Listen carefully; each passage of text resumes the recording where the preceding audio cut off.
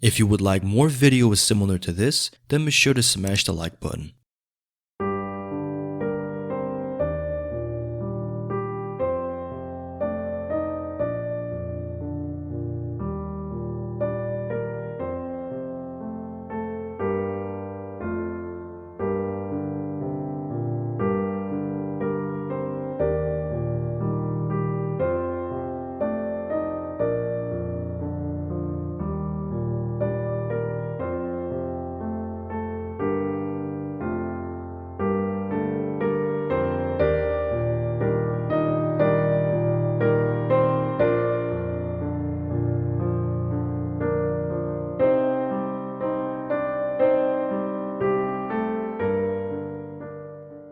Welcome back everybody to Keenan K TV.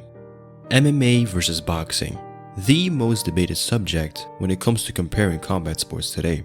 What is better, what would work in a real life situation, and what is the most enjoyable to watch? This topic has torn people apart when in reality it should not. So join me today as we take a different look at what really matters. Before we begin, my inactivity on the platform may have some of you questioning when the next upload would be. To keep things short, I've been dealing with copyright issues. It has seriously dimmed my creative spirit and it makes me anxious to post my next video. I abide by the fair use laws during the production of my videos, though power abuse is a real thing. Enough strikes and I am terminated from the website, which could happen if the powers that be have the right excuse and a bad day. I love what I do. It frees my spirit and it makes me love the game even more. I urge you to support, follow, and allow me to always have a platform where I can share my work. Any contributions to my Patreon helps out. Thank you to those who have and to those who will. I am forever grateful for the platform that you have given me. With this said, let us continue on with the video.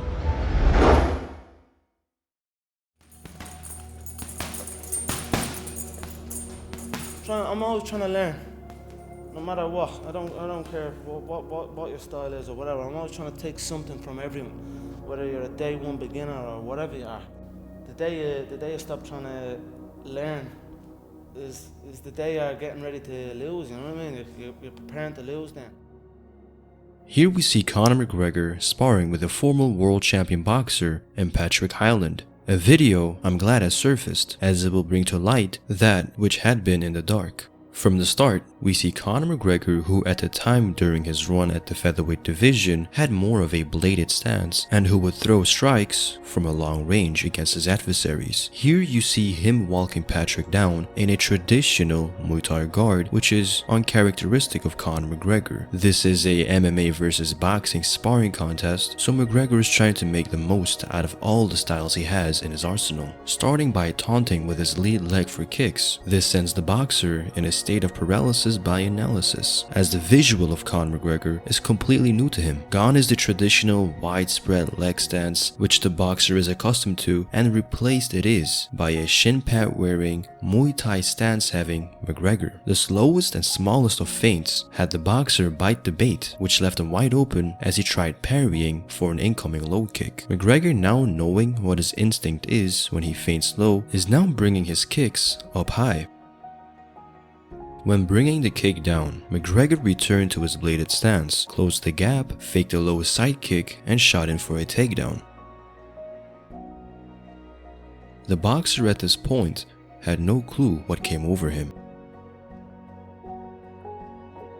After toying with the boxer in the grappling department, McGregor led him up, as further control on the ground would end up being counterproductive. In a fun turn of events, the boxer now shoots in for a takedown himself and actually makes a great connection on the hips of McGregor, as McGregor was tuned into only expecting punches to come at him. As the boxer Patrick lowered his levels and drove into Conor's hips, Conor was literally caught off guard, as his right arm got left hanging in the air and his left arm making a tight close closed guard. McGregor's left arm was close to his body, and it was also the side Patrick shot into. Conor was able to use his elbow to break Patrick's grip as he was trying to connect his hands and keep driving forward with this takedown. Patrick probably didn't have the skills to actually take Conor down, and the most I assume he could have done was just drive him up against the fence. So Conor breaks the tie around his waist by using his forearm to push Patrick off of him and then widen the stance as he is posting up on the hip of Patrick and breaking free from his grip. Now McGregor has full control again as he has the overhook and the forearm post up on Patrick's face. McGregor utilizes a half-power leg trip to not really bring the fight back to the mat, but to make Patrick think more and be frozen. In this position, McGregor taps Patrick with 2 knees, and now Patrick has to do something to get out of all of this potential danger, so he postures up and presses forward. McGregor, sensing the opportunity to use Patrick's momentum against him, is now pushing him back also. When Patrick replied with a push once again, Conor McGregor performs a beautiful counter arm drag as he secures the side control position. Conor lets Patrick up once again. He then continues pressuring him with long-ranged kicks which the boxer simply couldn't reply to. As Conor pins him against the fence, the opportunity for him to land a clean punch presents itself, and Conor takes it. Patrick shoots in for another takedown. This time around, he tries to lock onto one of Conor's legs, but Conor stops it and resumes walking Patrick down with long-ranged hook kicks. But now, after conditioning Conor twice for takedowns, he fakes the same movement as when he's shooting him for a takedown, but now is bringing a right overhand with it to hopefully catch McGregor. It fails. Conor McGregor was prepared to block once again. I'm assuming Conor McGregor felt no threat with Patrick's takedowns, as he should not, and he preferred to keep his hands up to stay protected from incoming strikes. After submitting Patrick when he tried to take Conor down again, Conor invited him for a chest-to-chest dirty boxing contest. Here, we will see Conor's weakness that will come back to haunt him in the future. Now it is the boxer's time to shine, as he is digging in with strong hooks to the body. The upright McGregor replies were weak in comparison, as most of his shots didn't connect and had no real power behind them. After going to the body again, Patrick lands his first clean blow with a strong right hand to the chin of McGregor. Conor replied once again, but his punches simply didn't have the same strength, so he switched it back into MMA and met the ducking Patrick with a nice beautiful head kick. A few more long-ranged kicks and another takedown for good measure, and the video ends. As I analyzed what happened, I couldn't help but think back to Floyd Mayweather versus Conor McGregor, a fight in which Conor was met with the same chest-to-chest game plan Patrick had.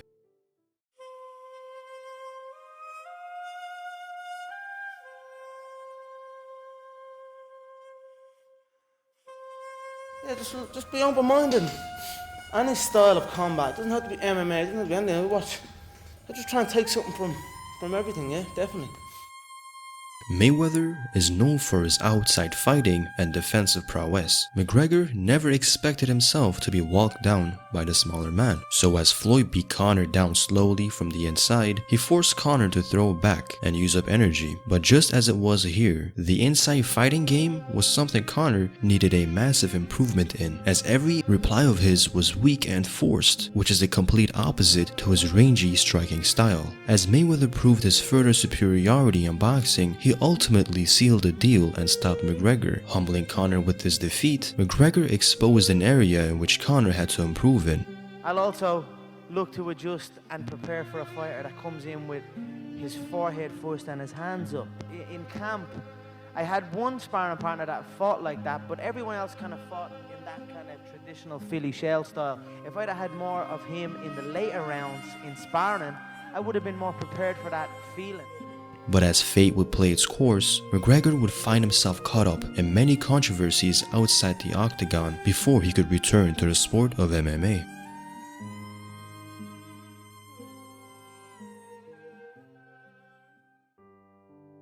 With his return in 2018 set against Khabib Nurmagomedov, Conor had no reason to worry about the striking game, as he suspected to be better than Khabib in that department. Reality is often disappointing, as Khabib beat Conor down in both grappling and striking. But in this camp, for some reason, the entire focus was defend. I would be, every round we would start in the training, I would always put myself in a vulnerable position. I'd be just came defensive. If I could go back, I think maybe the mentality going in was a little bit too defensive. Conor's a very offensive fighter. At this point, Conor's misjudgment of his last 2 fights costed him victories. As his antics riled up, in 2019, things came crashing down, back to reality, and Conor had no other option but to improve himself inside and outside the ring. If you ever get to a stage where you're looking at something and saying, nah, that doesn't work, that's, my way is better. That's the wrong way of thinking. You want to learn absolutely everything, you want to absorb everything, and you want to be perfect, you're looking for perfection. As training footage of him started to surface after his bout with Khabib, many saw the drastic shift in McGregor's style as he went from a rangy fighter to what seemingly looked like an up-close, in-your-face type fighter, which had many critics questioning this decision as it was suspected to be a departure from his core style, which proved to be very successful. I, on the other hand, saw no reason for panic, as a fighter's journey continuously faces different obstacles to overcome. I knew that he was working on the area in his game which was lacking compared to his other skills, and when the day came that revealed Conor's next opponent, I was finally sure why McGregor was tuning his skills on the inside and was training in this manner, as it was Cowboy Donald Cerrone who was set to face him. Cerrone is a great long-ranged fighter, and fighting up close against Cerrone was obviously the way to go for Conor, eliminating all chances of Cerrone getting into the fight and finishing him as soon as possible. It all unfolded in just 40 seconds, and Conor McGregor put up another spectacular performance, proving that he is now back and better than ever before. Though we didn't get to see much of what Conor was training on, but maybe in the future we will be able to see more of it. However, one thing is for certain, Conor picked up on the fact that he needed to improve both inside and outside the ring. Let this be a lesson we can all learn from. When the day comes where we all learn something weak about ourselves, let us not put the weakness aside and forget about it. Instead, let us all confront the challenge at hand at full speed, and may we all overcome it all. No person should be looked down on, as we always must assume that the person we are listening to or sparring with might know something we do not. And with that piece of knowledge, we can all grow into a better version of ourselves. As Conor rediscovered a weakness in his game, he is now consistently working on improving it, and so should we. With that said, I'm happy to be back. Let's confront our challenges head on and overcome them. We all have the strength to do so. And remember, it is never too late to learn. In the end, it is time that will tell the truth, as always. I have been Keenan from Keenan KTV, signing off. Later.